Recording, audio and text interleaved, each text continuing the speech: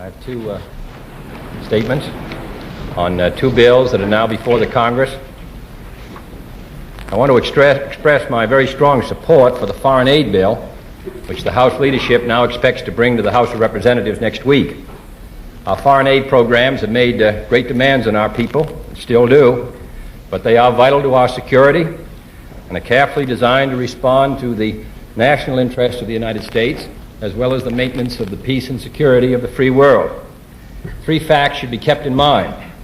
Almost half of the money authorized in the foreign aid bill is for military assistance or supporting funds for the defense of countries directly threatened by aggression or subversion. More than 80% of the money committed to economic assistance is in the form of loans, not grants, and these loans will have to meet our aid criteria and be repaid in dollars. More than 80% of the money appropriated for the foreign aid programs will be spent here in the United States on goods and services supplied by American businesses and American workers under new and tighter procedures which are being developed. Most importantly, we simply cannot stand aside in the face of the needs of developing countries. In Latin America, for example, it's more urgent than ever that the Alliance for Progress should go forward. Here is an area with an income per capita 1/8 of our own. In some of these countries, they're overwhelmingly dependent on a single export commodity, and they have to sell at wholesale and buy at retail. It's estimated that Latin America has 50 million underprivileged adults and 11 million children of school age who are not in school. The stirrings of revolutions can be felt in this hemisphere. It will either be peaceful or violent. We want it to be peaceful, but we have to do our part with our sister republic in assuring that. This is a bipartisan bill supported by my predecessors since 1945. I hope we can get favorable action this year. The second matter is to urge strong support for the Senate effort, which is now going forward under the leadership of Senator Anderson, to pass a medical care for the aged bill under Social Security. The bill, which is now coming before the Senate, is a strong bill. It meets the problems of those who have been not covered by Social Security. It provides participation by the Blue Cross, by private insurance companies. It's an effective bill, and I think could mean a good deal to our older citizens and their children who must sustain them. I hope the Senate will act, and then the House. Mr. President, there seems to be growing sentiment in various sectors, both labor and business, for a tax cut this year. Have your discussions with Secretary Dillon this week opened the door at all to such action in 1960? No, we're continuing to watch the economy. We have, as you know, planned a tax cut and tax reform to come next year. And we, of course, would prefer to maintain that schedule. We're continuing, however, to watch the basic indicators of the economy.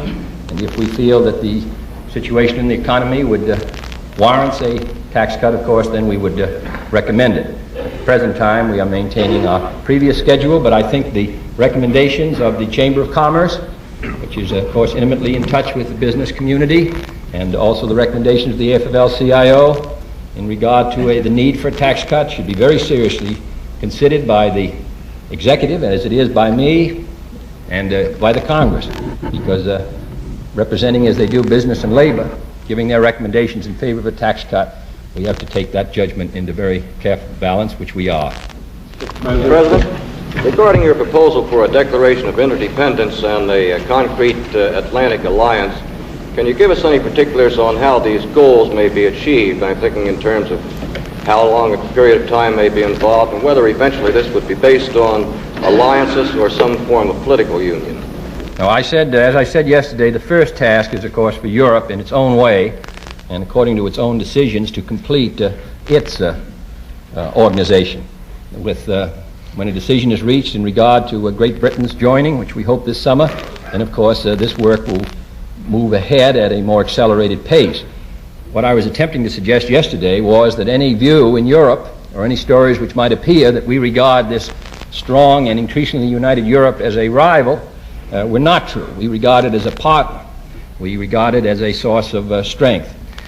It is true that when this united Europe develops, that of course its relationship with us will be different than it's been in the past. The NATO alliance was a series of independent countries, placed special responsibilities upon the United States, which we were glad to assume, but which of course the relationship would be different between a single powerful Europe or a union of powerful European states in the United States. We would have to work together on economic matters. As you know, we have been carrying great burdens in many parts of the world. The dollar has, as well, military, economic, political. And I'm hopeful that when Europe has completed its work, that Europe and the United States can then attempt to complete and harmonize its relationship in a way that will benefit not merely the United States and Europe, but also, as I said yesterday, will look outward. We do not want this to be a rich man's club while the rest of the world gets poorer. We want the benefits of this kind of union to be shared. But the first task is Europe's, and then it will be Europe and the United States. Yes, Mr. President, today you named a new Soviet ambassador. No doubt you've talked in general terms, or will talk in those terms with him about his mission. I wondered if you could discuss briefly, in a general way, your feelings about the relations with the Soviet Union since you've taken office and what you expect in the months ahead.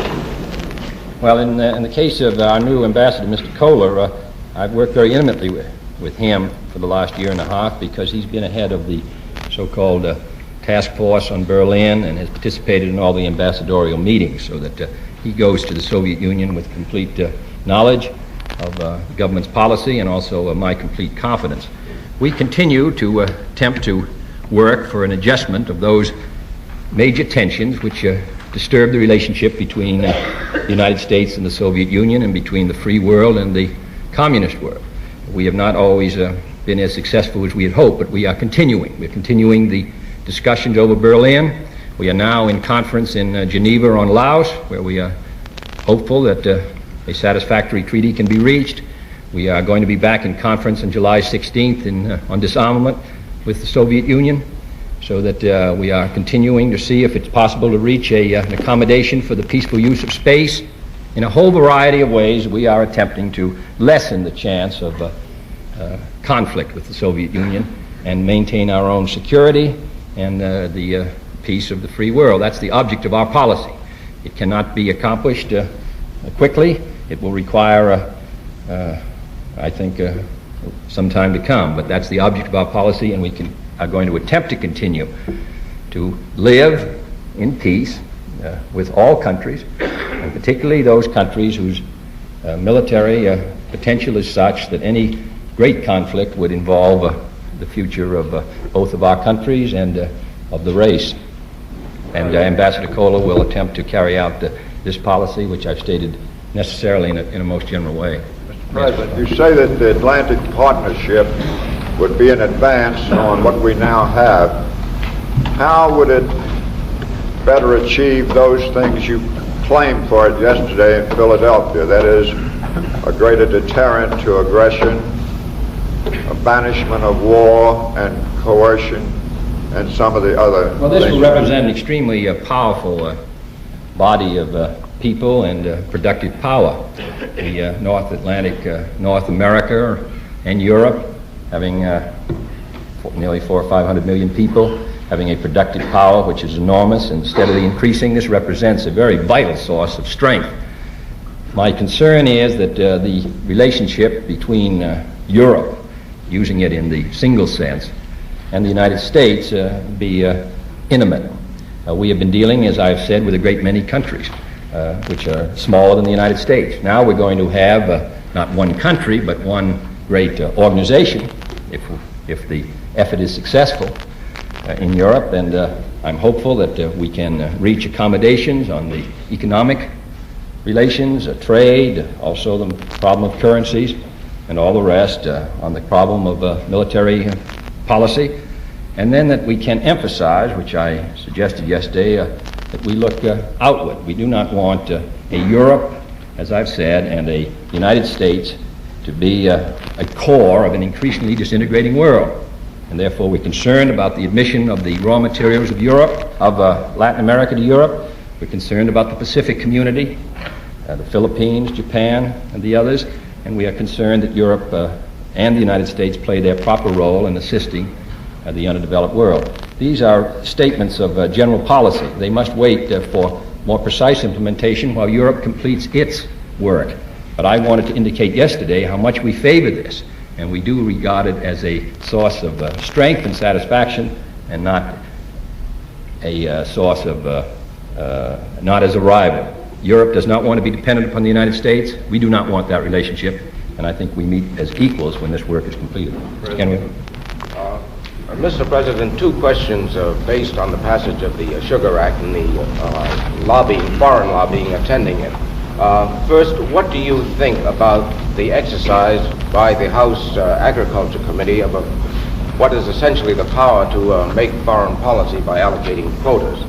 And secondly, on the lobbying itself, do you believe there is involved a kind of double standard here? The executive is controlled by very strict rules on conflict of interest. Do you think something similar to this should be expected of congressmen? Well, as you know, that the bill that we sent up to the Congress did not provide for this allocation of quotas. The final bill, which was passed by the Congress, which I've not yet signed, plus the amendments made today in the legislation before the Senate today, I think provide for an improvement over the situation as it was in the original House bill.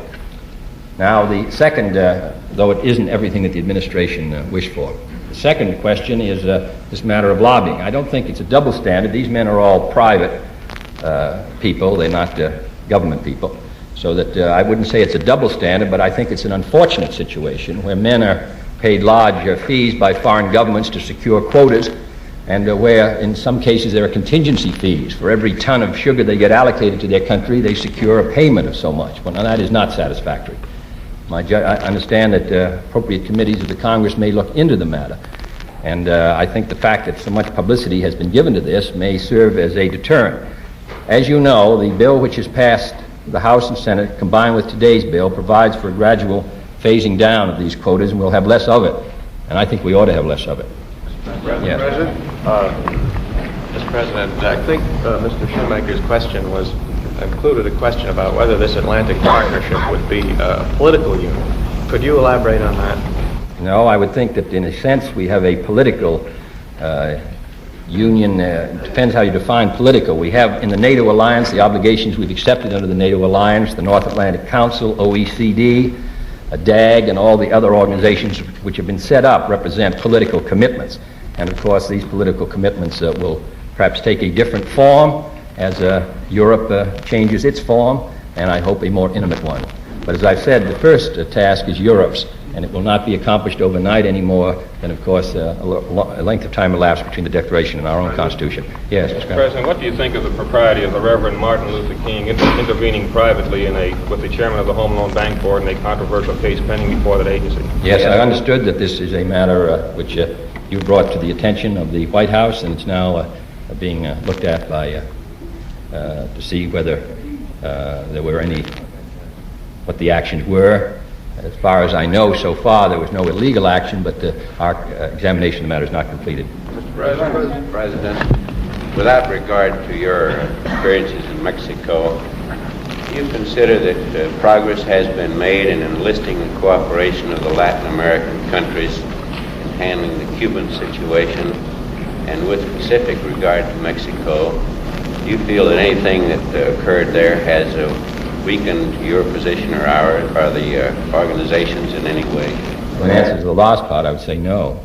And in answer to the former part, as you know, the action taken at Punta del Este indicated, I think, a general recognition that Marxist-Leninism was incompatible with the hemispheric system.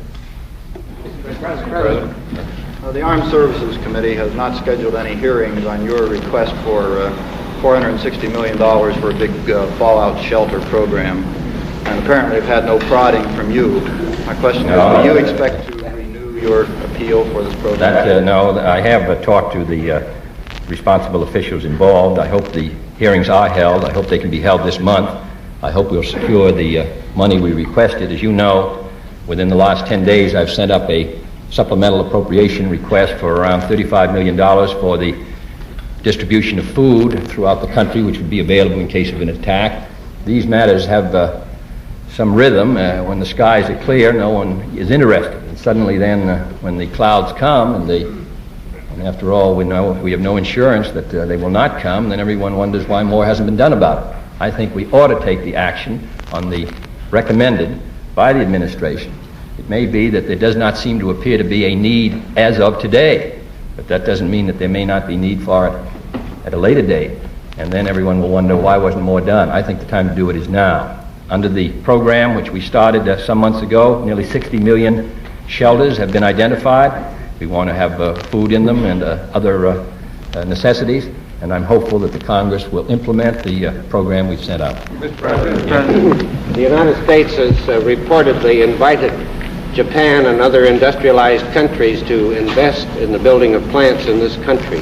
Would you explain the thinking behind that, sir, and does it imply also that we are discouraging U.S. investment overseas in plants? No, as you know, U.S. investment overseas has been very heavy. In fact, it has been one of the matters which have, of course, affect our balance of payments. Over the long run, it does not. Over the immediate run, it does. We are anxious to have others invest in the United States, and particularly to invest in those areas where there may be higher unemployment. So this program is being operated through the Department of Commerce. We've also attempted to speed up the number of tourists who come here. We want investment to come here. All these will affect our balance of payments, affect our employment. We don't want our capital merely to be invested outside the United States. We want foreign capital matching to come here, and that's the purpose of this program. Mr. President, there are proposals to suspend the equal time requirements to permit major candidates for House and Senate and Governor to debate this year. Do you favor this? Yes, I think I'd like to see the legislation, but I think the purpose, as you describe it, I would favor it, yes. Mr. President, this morning Governor Welch of Indiana visited you about the conflict between the port and the Lake Michigan lakeshore area, and he was referred us to you about your comments on that. Did you give him any encouragement? No, he explained the concern of Indiana, the effect on the jobs. As you know, there is a opposition to this proposal based on the effect it will have on the national park there. The Budget Bureau is having an analysis made tomorrow, at which I think Governor Welch and his representatives will attend. There will also be a White House representative there to hear that discussion, and then we will make a report, a recommendation to the Congress shortly. Mr. President, sir, the Democrats in Michigan are hoping to invite you to a $1,000 a plate brunch for a select group of businessmen, with the understanding, which is rather interesting, that if the list is complete, about 40 men, the list will then be sent to the White House, whereupon you are to write them invitations for a meeting to discuss the government's relations with business. Would you care to comment on that idea, and whether this is something that might, or what this might do to the idea that the Democrats are not the party of business? Well, I think that, let me say, I haven't heard of this brunch, and so that we have no plan. We are having luncheons in which businessmen and others will be invited, and doesn't cost any amount of money. I would think that problem of political parties raising funds is a difficult one. I'm not familiar with this one. I don't think that I'll be able to participate in it, but I'm very concerned about the problem with which both parties have of the difficulty of raising funds to carry on campaigns. Now, in the last part, I agree the Democratic Party is not the party of business. There's an awful lot of businessmen who have supported the Democratic Party. I think its base is very broad, traditionally, includes wide spectrums of the American public, and does not confine itself to merely one section. Mr. President, I believe you've been in office about 17 months now and still haven't signed that order against racial segregation in federal financed housing. Could you tell us when you do plan to sign that? When I will announce it when we think it would be in a useful and appropriate time. You will sign it before the end of your term. I've said already that I would meet any commitments of that kind that I've made. Yes, I will point out that we've carried out a great many activities in the field of civil rights, executive action, and including actions by the Department of Justice and others, and I will take actions as it appears that they will accomplish the result which we want to accomplish, which is providing equal opportunity. Yes? Mr. President, you indicated that one of your prime interests in lessening tensions with the Soviet Union. I believe Mr. Khrushchev and Radio Moscow have indicated in the last few days that they think Mr. McNamara's Ann Arbor speech enunciating a counterforce document was an aggressive policy. Do you see any conflict between the two? I think Mr. McNamara's speech was an attempt to explain why the United States opposed the idea of expanding national deterrence. He was devoting himself to that. That was his purpose, to try to explain and put theory behind the practice of American policy, which is to discourage the expansion of national deterrence as not as inimical to the cause of peace. So that I regarded it in that sense as constructive, and if read from that point of view, I would hope that others would regard it so. Yeah. Mr. President, the name of Robert Weaver has frequently been mentioned as possible successor to Secretary Ribikoff, who has announced he'll resign in a week or so as Secretary of Health, Education, and Welfare. Can you tell us what your plans are to fill that post? No, not until the Secretary resigns. President? Yes. Two related questions on the economy. Could you spell out a little bit the formula that you will use to make the decision whether you will ask a tax cut this year or not? And secondly, did Mr. Heller's observations in Europe as to the remarkable status of their prosperity draw you in any way further toward being convinced that deficit spending is a good idea in terms of our own problem? No, well, I think I explained in the previous address at New Haven about my view that the budget should be, of course, at times when there is a strong inflationary pressure in the economy, that we should pursue a different budgetary policy than we do at a time when the economy is sluggish. Because if the economy remains sluggish, you have the deficit anyway. Witness the 58 deficit of $12 billion because of a drop in earning power and a drop, therefore, in tax revenues. In addition, as the International Bank at Basel pointed out, there will be times when you will want to run a deficit budget policy and a higher interest rate policy in order to protect your goal. So that these fine judgments have to be made. Now, as to the first part of your question, we will look at the indicators, the sort of basic indicators, which have had some historical significance as in previous years as indicating a prognosis for the economy. In addition, we are going to come out next week with the tax depreciation schedule, which is now in the printers. We are hopeful we'll get action on our tax credit bill. We're hopeful we'll get action on the public works bill. Some of the other programs which we've talked about, the tax power, set-aside tax power, all these could affect our judgment as to whether we should go to the Congress this year. But the basic question will be to try to make an analysis as to the health of the economy over the next months and whether 63 is the appropriate time or now. Yes, Ms. Scally? President, Premier Khrushchev said yesterday that in his view there had been some progress in settling the Berlin problem, and in a speech later on in the day he said the time for decision seemed to be at hand. Do you agree? Well, I think we should continue to examine whether we can reach an accord on a matter in which we have powerful interests and on which we do not see alike. So it's a very difficult negotiation. Mr. Dobrynin and the Secretary spoke just before the Secretary's visit. I'm sure they will be meeting shortly again. President. Sir, in line with your communique in Mexico, I wonder if you think there will be a solution soon on the Chamizal Zone in El Paso, and if you think this will mean a dividing up of the property between the two countries, or what are your personal views? As you know, there have been long negotiations about the Chamizal, which this territory was awarded to Mexico in the arbitration award of 1911, but the United States did not accept it. Since then, as a result of the United States' failure to accept the arbitration, Mexico has been unwilling to take any other matter into arbitration, which is, of course, therefore lessened the harmony between the two countries. We're anxious to see if this matter could be disposed of. The difficulty is that since 1911, there have been schools, a lot of people moved in there, and you have a different situation in the area involved than you did in 1911 because of the interests which have built up there. That's what's made it so difficult to solve. But what we indicated was our strong desire to reach an accord on this matter, which we're going to attempt to do, taking into account the problem which is now there in El Paso and the interests of the people who are involved and the interests of the Mexican government. But it's a matter that we cannot afford to continue to treat with some indifference because the United States failed after agreeing to arbitration, then backed down and did not accept the award. This is, sir, this is somewhat related to an earlier question.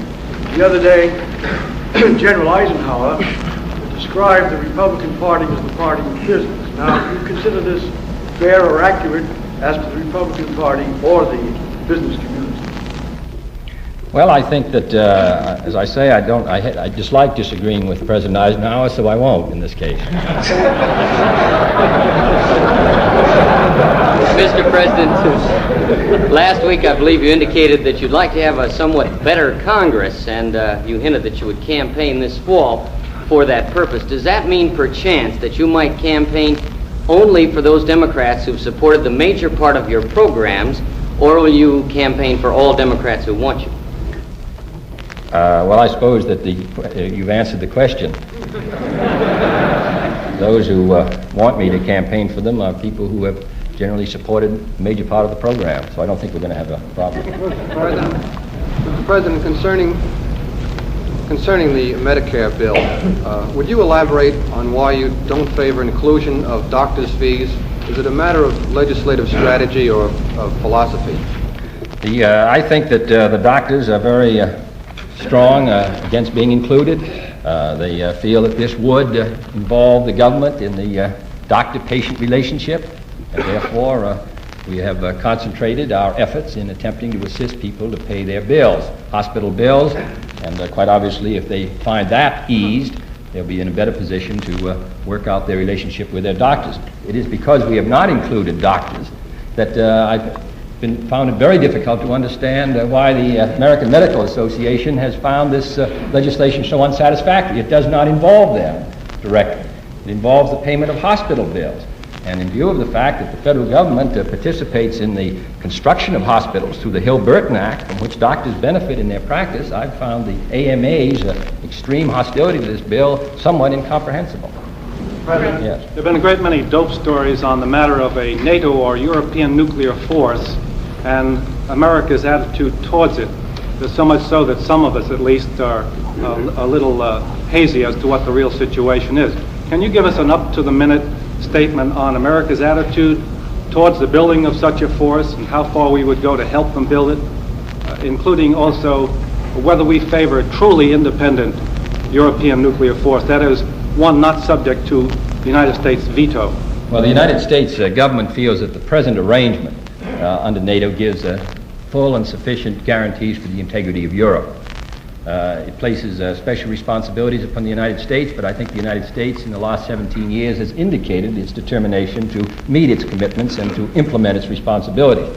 But of course, as time passes, Europeans become increasingly concerned, particularly as the Soviet Union has developed not only atomic power, but also missiles, which put Europe directly under the gun, as well as the United States. Therefore, stronger pressures have arisen in Europe for a European nuclear force, not as dependent upon the United States as the present one. What we have suggested is that this is a matter that Europe should consider carefully, that we would, of course, be responsive to any alternate arrangement that they wish to make, that we would examine it. We recognize their problem, but we think it's a matter in which Europe should come forward with some suggestions and not for the United States to attempt to impose its views, particularly as we regard the present arrangement as a secure one for Europe. But if Europe does not agree with that, and she may not, particularly as she develops this additional union, then we'd be prepared to discuss an alternate arrangement. But so far, no such proposal has come forward. Mr. President. Mr. President? Yes.